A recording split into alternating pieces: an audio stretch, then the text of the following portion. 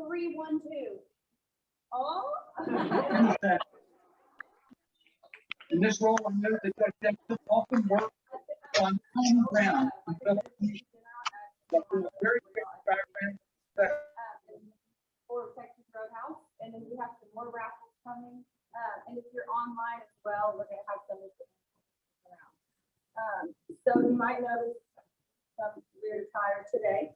It is Blue Ribbon Week, so just wanted to let y'all know on Monday we did weird clothes backwards. Don't turn your back on child abuse. On Tuesday, we wore bright and neon colors, and we shined a light on child abuse. Today, we are waking up child abuse with our pajamas. Tomorrow is going to be playing just like a friend together next child abuse. And then Friday, we're going to have a go to food day.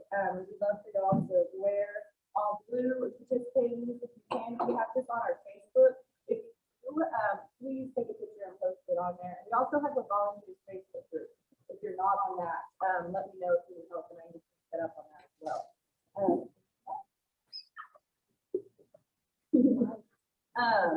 Another special thing I wanted to say is our volunteer spotlight going to March this year. We appreciate you so much and we're so proud to have you. We have a little bit of congratulations. If you are looking for a case, I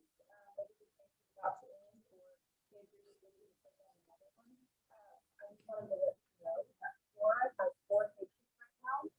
She has one that's Victoria County, one that's Sonoma County, and 2 that are in Sonoma. Letitia has 4 cases right now that are all in County.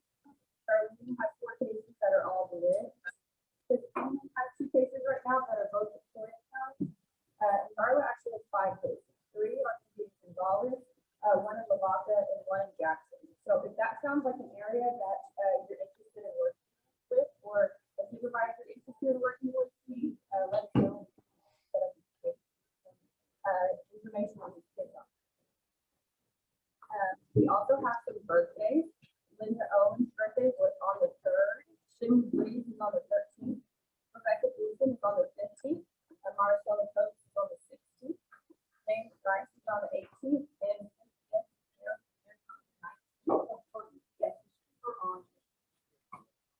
yes,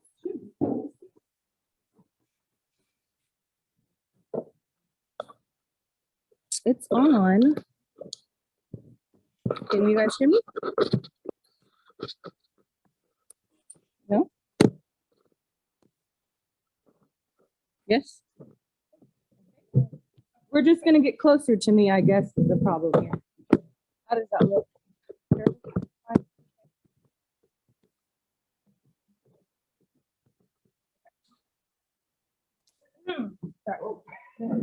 Spotlight on. So happy birthday to y'all. And then we also have 2 anniversaries. Amber Bagwell's finishing up her 1st year with us. And Christy Jackson, who you may know as a supervisor, was also a volunteer, and she's been with us for 8 years. Of course, she's just walked in the other room, but happy anniversary. We're so glad to have both of y'all. We are going to pass it over to Tim.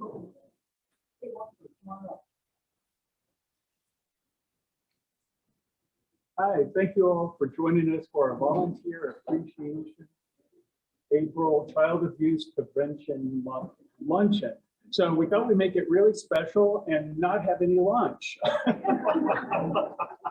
Just a quick thing, it is on the way. There's just a little bit of a delay on getting the reports, but it is going to happen. You will be fed and you get great gifts. But Marco, our board president, would like to say hello. I'd just like to welcome everyone. It's been quite a while that I haven't been here. We haven't been together because of that COVID-19, but I really appreciate the service that you guys provide for every child in our area. And welcome again. Thank you. Thank you, Marco. Wow. Before I forget, I'm going to start off at the top with Heritage Day. It's the last Sunday of April. And they have chosen CASA as being one of the recipients of the funds they received. So this is great. Bobby Glenn, our volunteer, has been putting this together for us for a number of years.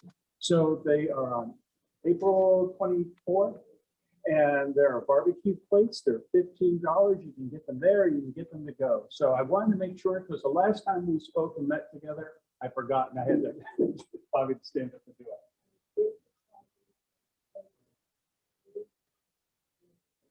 Oh, that sounds like good lunch. I wish we had that.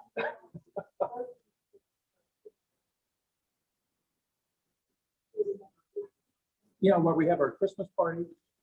It's a great day. If you want to do some shopping, we've got great auction items and there's baked goods and all kinds of things that one can get.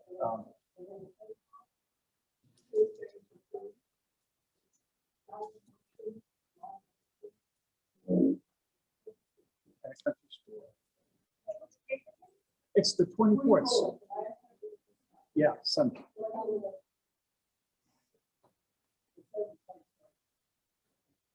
Thank you. I just wanted to touch base.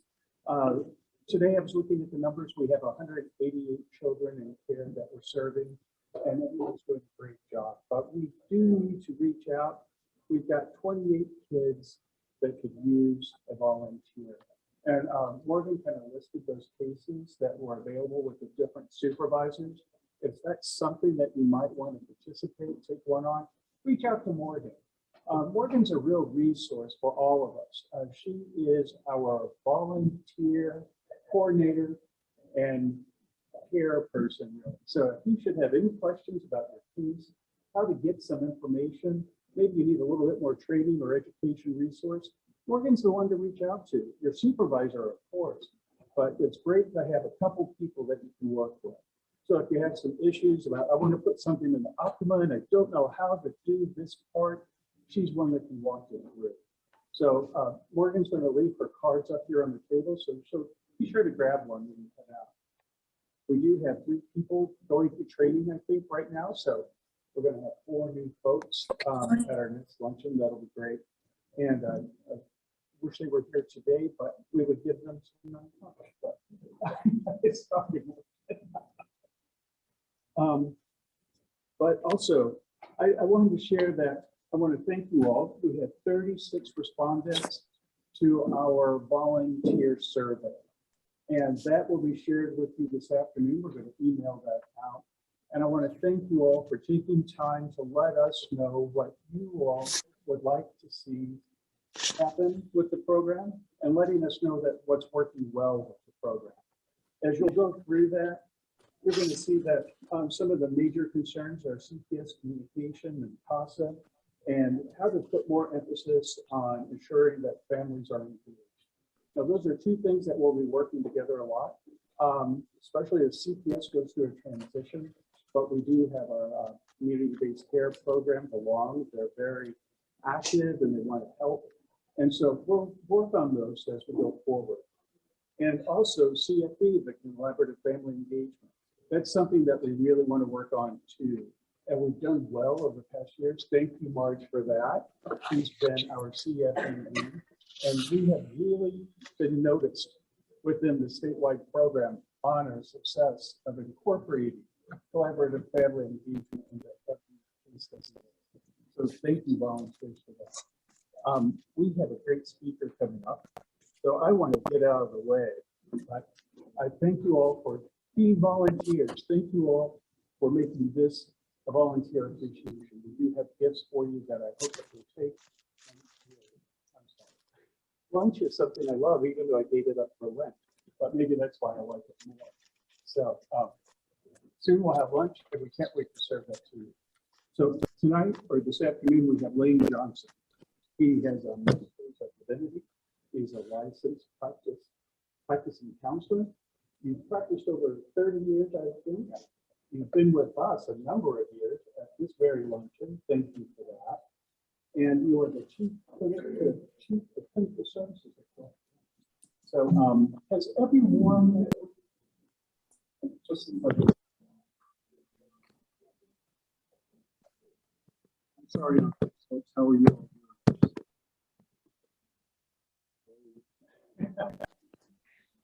We're going to send this out as well. This is a sheet that Lane has provided for us that we'll go over. And so if everyone has them, it's great. If not, we'll be sure to make sure that you do get that so you can refer back to it. But, I said, oh, this is enlightening. Thank you.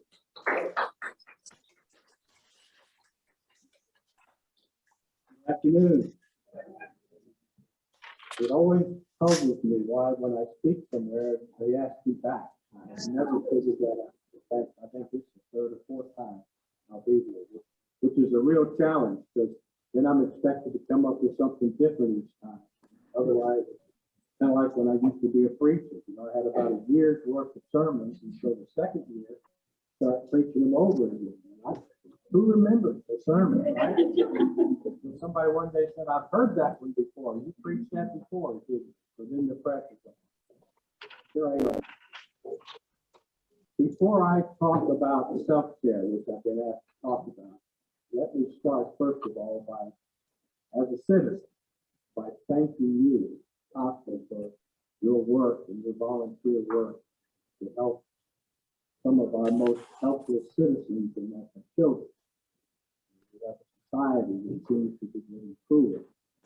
So you people offer some hope in the way of life, listening ears, caring and compassion. The most important thing for children to learn is basic trust. That I can trust the world I live in to take care of me and to teach me. I don't know if you're doing a very good job of that these days, but you are. So thank you very much. I know that you do this out of appreciate what you do. Thank you. And I know it's also a tough job, and compassion fatigue is something that we all have to skirt around. Compassion fatigue means when these things touch my heart, it affects me. And the work that I do, my heart goes out to people. As a licensed professional counselor, I've learned the discipline of turning it off when I leave the office and leave the counseling room and don't carry it home. Can't afford to. If I do, I wouldn't be doing this for 30 years. Each of us has to learn how to deal with that compassion fatigue, deal with the stress that goes with it. So let me start by saying, self-care, when we are in the business of offering ourselves to others who are in need and who are helpless, self-care is not a luxury. It's an obligation. It's a duty. Otherwise, if I'm offering myself to someone else and I know I'm not firing on all cylinders, that's unethical. If I am offering myself to someone and I can't count on what they're going to get. So self-care is an ethical obligation. Anything short of that is malpractice. But we're not talking today about something you get to do when there's time. We're talking about an attitude, a culture, a lifestyle that is critically important, or you shouldn't be doing this work. Now, the first step in self-care is to stop thinking about stress management. To stop thinking about how do we minimize stress in the work. Because that's not going to change. Because we have been told for... It's going to be really up close and personal. Are you okay with that? All right. Okay. Okay. All right. What boggles my mind is that the topic I've been asked to speak about the most is self-care and stress management. It used to be just stress management, and now it's self-care. So I guess I haven't done a very good job with teaching stress management. But what troubles me is that we continue to look at the stresses, the pressures, the time, and what do we do about that so that I can do better? And we're missing the point. Folks, we have been taught for centuries ever since the 1st century AD by a guy named Epictetus, that the difficulty we have is not the things, that we are not disturbed by things, but we're disturbed by how we think about those things. And we have great minds for years and years. We have Thomas More, who said, I am convinced that slight shifts in imagination can have a far greater impact on my life than major efforts at change. Just a slight shift in direction or imagination. We've got Hans Selye, who in 1953 invented stress management. It was Hans Selye, a Canadian physician, who figured out that the people in the hospital, he's a doctor, had one common denominator, and that is that they were living very stressful lives and lived in stressful families. And he said, I think stress has something to do with our health care. And all of his colleagues laughed at it. Don't be ridiculous. Stress has nothing to do with medical care and biology. Well, it turns out he has the last laugh, because he then became what we call the founder of stress management. So everything we know about stress management, we have to thank Hans Selye for that. And he taught us, he said, the crucial thing is not what happens to us, but how we react to what happens to us. It's not what happens, but how we react to what happens. Viktor Frankl, the guy who wrote Man's Search for Meaning, who is also a physician, a psychiatrist, and he spent time in a German concentration camp, and he learned that people can strip everything from me, my life's work, my dignity, even my hope for tomorrow. But the one thing they cannot take away or cannot control is what I choose to think about. And he built that into a whole lifestyle. Viktor Frankl said, between stimulus, that's the events and the stress, and response, that's what I do. Between stimulus and response, there's a space. And in that space, therein lies our power to choose how we react. It's not about the event, it's about how I choose to react. Stephen Covey wrote the book, The 7 Habits of Highly Effective People. That we can spend weeks, months, even years trying to change behavior, but never come close to the phenomenon of change that takes place almost instantly when we see something different. Self-care and stress management is not about that. And it's not about what's stressing you. Folks, we have to take our eyes off of that. And we've got to get in front of the mirror and put our eyes on ourselves. What am I doing? It's not about managing stress. It's about managing me. Let's look at it. We all live in the same world. And yet, even in this room, you'll find some people and you wonder, how do you manage to stay so positive? Why do you always have a smile on your face? And some of us you can tell, we're more burdened, we're more heavy. We're in the same place, and yet we are living it different. And that's not because we're lucky or I'm just wired that way. So some of us have figured out it's about how I manage me, not how I manage them or that or those activities. So I have boiled down self-care and stress management really to 3 simple things. Forget about the deep breathing. Well, that's important. Well, no, let's keep that in there. But forget about vacations, yoga, exercise, and all this stuff. And all these are important. You can find them online. You don't need a list from me about all the things we can do to catch a break. What I discovered that the 3 most important ingredients in managing my life better through all this stress is, number 1, breathe. Just breathe.